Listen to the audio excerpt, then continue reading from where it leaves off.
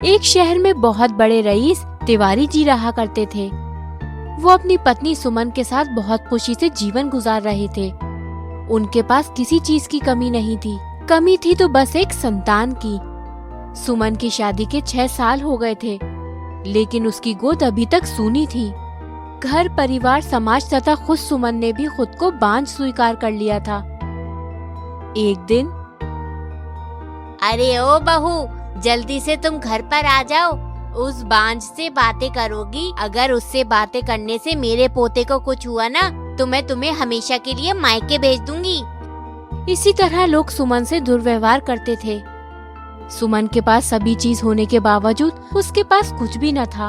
वो भी सिर्फ एक संतान न होने के कारण जो भी उसे देखता कुछ न कुछ सुनाकर चला जाया करता था।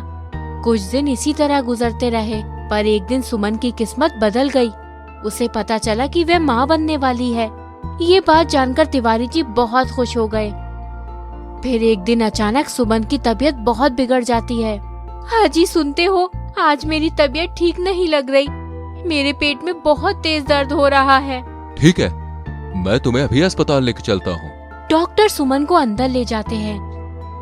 थोड़ी देर के बाद एक डॉक्टर बाहर आता है, जिसके हाथ में एक प्यारी सी लड़की होती है। ये लो, तुम्हारी बेटी है, पर आपकी पत्नी को हम बचा नहीं सके। ये सुनकर तिवारी एकदम हक्का बक्का रह जाता है, जैसे मानो सांप सूंघ गया हो। डॉक्टर साहब, इस बच्ची को मेरे से दूर कर दीजिए। यह अभागी पैदा होते ही अपनी माँ को खा गई। मैं इसका चेहरा देखना नहीं चाहता। अरे ओ सुमन, तुम्हें लोगों ने कितने ताने मारे, पर मैंने तुमसे कभी कुछ नहीं बोला। पर आज तुम लोगों का मुंह बंद करके चली गई, और तुमने एक बार भी मेरे बारे में नहीं सोचा कि मैं तुम्हारे बिना कैसे रहूंगा। फिर तिवारी उसी दिन से अपनी बेटी का चेहरा नहीं देखता। एक दिन तिवारी दूसरी शादी कर लेता है। रमा उसकी पत्नी बहुत सुंदर और नकचड़ी होती है। रमा तिवारी की बेटी मुन्नी को पसंद नहीं करती थी। फिर कुछ समय बीतने के बाद रमा माँ बन जाती है और एक लड़के बिट्टू को जन्म देती है। कुछ सालों बाद दोनों बच्चे बड़े हो जाते हैं।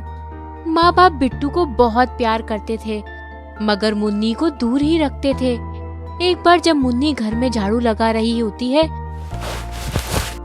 तब वहाँ रमा आ जाती है और मुन्नी को देखकर रुक जाती है और बोलती है, देख, ये घर मेरे पति और मेरा है।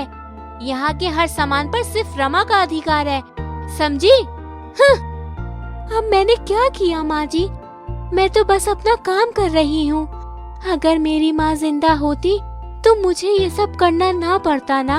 मैं भी वही बोल रही हूँ। तुम्हारी माँ नहीं है और तुम्हारा काम यही है, हमेशा कोई ना कोई काम करते रहना।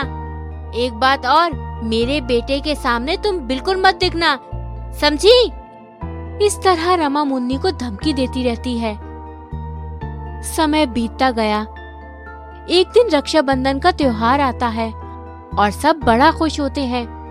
माँ, आज रक्षाबंधन है, मैं भी अपनी दीदी से राखी बंधवाऊंगा। नहीं, वो तुम्हारी दीदी नहीं है। अभागिन पैदा होती अपनी माँ को खा गई। उससे तुम दूर ही रहना, नहीं तो ये तुम्हें भी खा जाएगी। ये सब बात मुन्नी छुपकर सुन लेती है। सुनकर बहुत दुखी होती है और बहुत जोर जोर से रोने लगती है।